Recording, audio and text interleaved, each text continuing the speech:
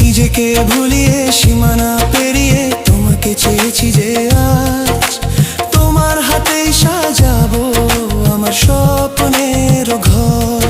আমি তোমার প্রেমে পড়ে দুনিয়া ভুলে গেছি।